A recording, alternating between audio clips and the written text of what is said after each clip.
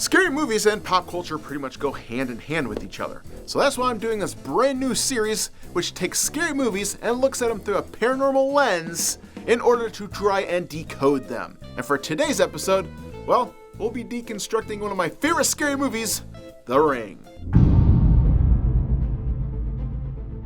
Now, the movie The Ring was one of my favorite movies upon entering into the new millennium. They actually adapted this movie from a Japanese movie for the American market because the plot centered around that anyone watching this tape would die within 7 days after watching it. And I remember after watching this film for the first time, I was in a literal daze for like a week because I was trying to figure out, wait a minute, how does this make sense? And there was a lot of meat on that bone, so I had to watch it a second time to fully piece this thing together because this thing had psychology. This thing had, a lot of paranormal elements that you find in the real world. Just how do you piece it all together because it's very fragmented. So for this episode, that's what we're going to do. We're going to deconstruct this film and get to the heart of the matter.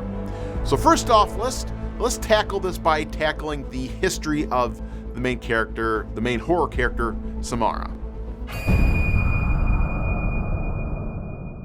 So during the film, Samara's history is pretty fractured throughout tons of explanations, but the timeline goes like this. Her parents had trouble conceiving, so they went to adopt her from a deceased mother, which of course we found out that isn't true in the second movie, and they come back home with Samara.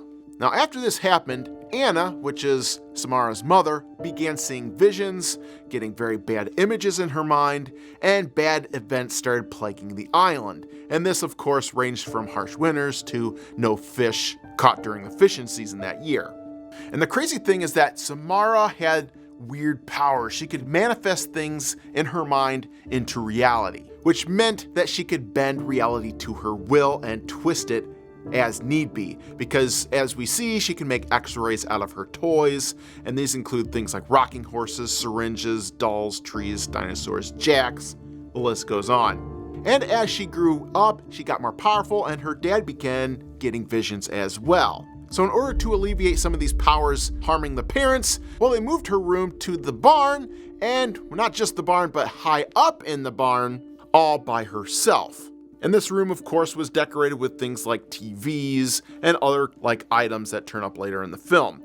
But we do notice that she has a TV in her room, and of course this becomes the main focus of her reality later on because she probably spent a lot of time in front of that TV in the barn all by herself. So as the months drove on, the horses that also stayed in the barn drove her crazy at night when she slept. So at some point she made these horses go crazy, and it's not clear if they killed themselves, but that's pretty much what we could gather.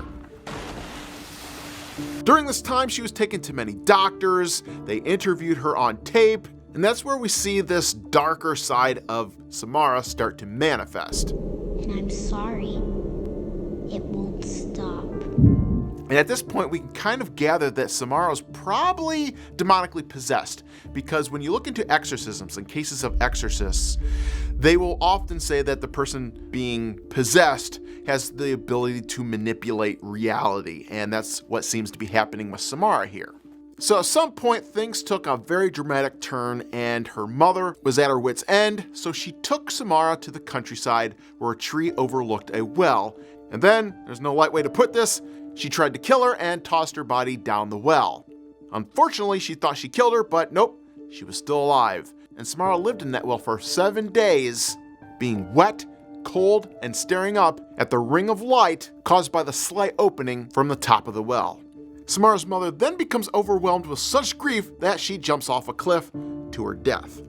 Now, a few years later, we know a cabin was built over top of this well, which is the place of Samara's death. And it seems that over time, either Samara or the evil spirit inside of Samara was starting to grow in power and somehow manifested a videotape, into reality. And of course, this tape would manifest in the cabin that was built over top of the well.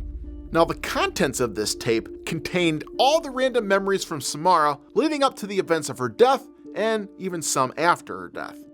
Now, in my own studies of the paranormal and interacting with spirits while doing ghost hunts, I've found that spirits actually do know what's going on after they die.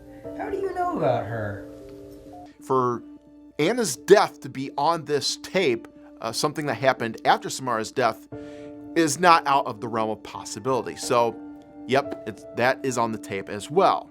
Other memories on this tape include images of a well, water, bugs, scared eyes, as well as things from Samara's home life like a ladder, chair, tree, and a lot of pain images. And this is probably around the same time that other events in the movie probably happened, like the image of a tree being burned into the barn and a huge stain occurring on the floor of the cabin over the well. Okay, so now that we've explored the timeline, let's talk about the tape, okay? How did this tape come in existence, and why a tape in the first place? And as we know through explanation in the movie, this isn't any ordinary tape because it contains no timestamp. And it's this timestamp on VHS tapes that helps experts determine where the video source came from, whether it be a TV recording, a camcorder, etc. And since this tape has no timestamp, we know that this tape did not come into this universe by a conventional means. Now, it's no secret that analog TV back in the days would cut off the portion of the edges of the screen when it fit onto the TV. In the digital age, we don't really have that problem because it fills up to the edge. But with analog TV, that wasn't the case. And when Rachel puts this tape into a device that can actually see beyond the edge of the screen, well, it seems that the edge of the screen is a lot larger than it's supposed to be, which also is an indicator that this tape wasn't manufactured naturally. So now we have to ask ourselves, okay, why does watching this tape kill you? And in order to ground this in reality, the closest thing we can do is compare this to a curse, because that's exactly what is going on here. Now, yes, curses are real in certain occult circles. And once a person watches this tape, well, they've successfully opened up a direct doorway between this parasite that made the tape and the host, which is the person watching the tape. And from here on out, I want you to start thinking of Samara as a demonic parasite, because that is exactly what she is. It takes 7 days for this parasite to fully latch onto the host, and once it does, it can then drain you of your life essence, thus killing you. Now, once this parasite has attached to you through the means of watching the tape, it then latches onto you, which causes your face to blur anytime anyone tries to grab a picture of you. And the face is blurring because, well, there's a paranormal parasite attached to you. Of course, you can't get a clear picture of the host now because they're all distorted. But just like in real life, curses can be powerful, and some can be power enough to kill. And if you talk to people that actually have the ability to lift a curse, they will tell you that most times it's actually easier to alter a curse rather than remove it completely. And of course, in this movie, that's exactly what's happening when the host, being attacked by the parasite, makes a copy of that tape for someone else to watch. This action alters the original curse so that the parasite will release from you and jump over to the next person that watches the tape. And of course, another point to further illustrate how this is a demonic possession. Most times, a demonic parasite will weaken a host so they can take full possession of that person. And if you see what's happening through the course of the 7 days of hell that the person endures after watching the tape, that's exactly what's happening. The host is being weakened to the point so the parasite can feed off of it. So let's check out some of these side effects that happens once watching the tape. Day 1, the phone rings and tells you, okay, you've got 7 days to live, which is the starting of this parasite to feed on you. You get the blurry face because the parasite won't allow cameras to take a clear picture of you. Day 2, things start manifesting into reality that are on the tape. It's because that world is starting to be sucked outward into you and manifesting around you as well. This includes things like ladders, black holes, rings, and of course, in the case of Rachel's son, he's got some psychic abilities, so he actually starts interacting and talking with Samara. And this is interesting to point out too, because in real life, people that have that psychic gift can actually tell when something is trying to latch onto them, and they have the ability to, suss it out and remove it or do whatever they need to do. Day 3, reality becomes so real that bugs start being removed from tapes, and we see the infection worsening by the host getting a nosebleed. By day 4, we see the host having unconscious movements like rubbing out faces with a pen without even realizing it. Day 5, we have more things materializing in the host's body. We have water dripping out of items that they are using. They start having nightmares, visions, and it's a point where we see physical harm being done to the host as well. And interestingly enough, when a host watches this tape again, well, they see more footage at the end of the tape where Samara starts to emerge from the well because they're at that point of the infection where the tape is continuing. On day 6, the parasite is becoming so strong it starts to spook animals around them. And on day 7, well, all hell breaks loose as they start seeing shadows. And of course, we see the final phase of this curse play out, which is the TV turns on and opens up that portal to where Samara is in the afterlife so she can have a gateway between both worlds to come and complete to suck the life force from the host until they die. And of course, that brings us to Ring 2, the sequel. Now with this movie, well, they kind of played up the Hollywood card and ramped up the scare factor a little bit, so we can't explain everything and ground everything in reality. Because things like the spirit controlling water and animals to the point of lunacy, well, I'll just gloss over these things. But in the beginning of this film, we see that the tape copied by Rachel has now fallen into the hands of some kids, which ends the cycle there. And in order to stop this curse, Rachel actually burns the last copy, which destroys the only link this demon has to enter into our physical realm.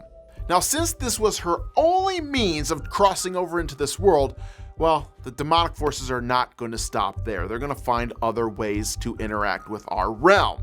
And since her only portal was cut off, she uses her past connection with the boy because 1, she's already familiar with him, and 2, he's spiritually sensitive, which makes it easier for her to latch onto.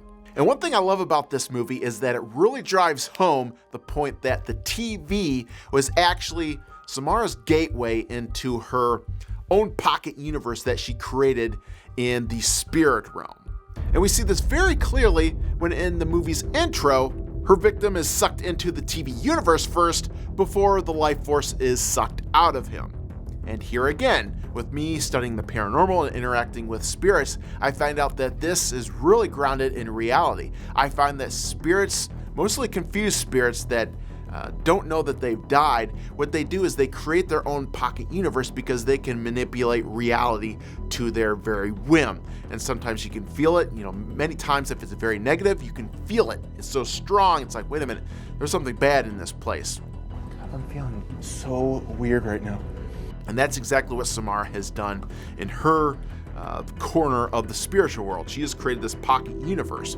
So let's explore what's in that pocket universe. Because we find that her world is filled with many of the same items that were transferred onto the tape that she manifested. And this includes a lot of Samara's pain of her last moments on Earth. And this is very interesting because if we look at my classifications of spirit charts that I've created based on the mindsets of spirits, we find that Samara is the exact same spirit type that I've come up with, which is the confused spirit, which is mostly a lot of times on paranormal TV you see as residual hauntings, okay? And I would label Samara as a confused spirit as well because she's playing out the last moments of her life over and over and over again, even to the point of killing people, even in a parasitic nature. And we actually find this replaying of events over and over again in reality as well. Take Gettysburg, for example. There are soldiers out there that were died in combat that lived the events over and over again. People that go there, they will hear battle cries and all those type of things. And who are the people that interact with those spirits? It's always the people that dress up in Civil War outfits. And why does that happen? It's because they've actually punched through into their pocket universe where only Civil War type things exist. If you're wearing everyday, normal, casual clothes, they aren't going to see you because they've canceled out everything that doesn't have to do with Civil War or their death or the pain that they're going through over and over again. And that's exactly what's happening with Samara, but in her instance, she's actually projecting that outward in order to hurt people. And to further back up on how she had a demonic parasite inhabit her body from the start, well, in this movie, we learn more about the mom's history too, because we learn that Samara's birth mother actually saw hallucinations while she was pregnant with Samara. And these became so bad that she felt like evil forces were coming after her. And of course, in the scrapbook, we see a coven ritual picture, which was done in water, and a caption underneath that saying, "Vessels of Death," which is another occult term, which links to demonic and all that. It's a long rabbit hole to get down, but yeah, it seems like the demonic was there from the start of this poor child. Now, throughout this movie, we see this demonic parasite trying to infect a new host, which is Rachel's son. And this mostly plays out in a bathtub scene where Rachel looks at her son and actually sees the parasite of Samara in his place. And like I've said before, the parasite needs to weaken the host before he can take full possession of the son.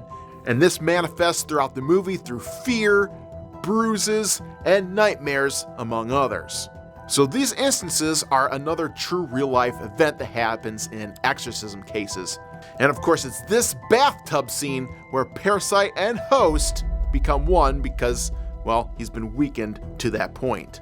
And what clinches that is Rachel trying to drown her son and weakening him to the point where total possession can occur. Now, yes, this story does have a happy ending, and in order to take care of Samara and this demonic entity, Rachel has to go into Samara's little pocket universe. And there she has to seal it off from the other side of this tunnel because, well, the tape was destroyed. Now she's got to cover the well that Samara keeps coming out of, which serves as her home. And this is based off reality as well in exorcism circles. Think of a genie in a bottle. How did the genie get there in the first place? Well, if we look at the mythology of genies, we find out that genies are actually very evil. They're the jinn, okay? And those are another demonic type name for demons in the Middle East. Back in those days, they would take evil spirits and bind them to something and then cast them out so no one could find them. And of course, this became the legend of the genie in the bottle because once you find the bottle, release it, and all kinds of bad things happen. And by sealing Samara up in this well, she has binded her to this well so she cannot free herself. And if we start looking at the psychology of spirits in the afterlife, we see that this happens to spirits as well. What Samara has done is trapped herself inside of her own mind constructs, so she is sealed away. And in order for her to break free, she is going to have to evolve and heal herself. I mean, there is a way out of the well, but she's got to break free from that anger, which will then break down the mind constructs, which will then dissipate that well, and she can start to even herself out spiritually, which will then cause the entire pocket universe to fade into a neutral state, and she can join the rest of the spiritual collective in the afterlife. So she can return, but not in the way that you might think. And of course, spirits take a very, very long time to work their problems. I've talked to spirits that are 200 years old, and they still, they're hanging on to past anger or past events. So yeah, who knows what will happen to Samara in the future, but I hope you like this series. That is The Ring, decoded through the eyes of a ghost behaviorist. So we'll have more episodes like this in the future. If you like this episode, please subscribe, share this link, and comment. Thank you. Good night, everybody.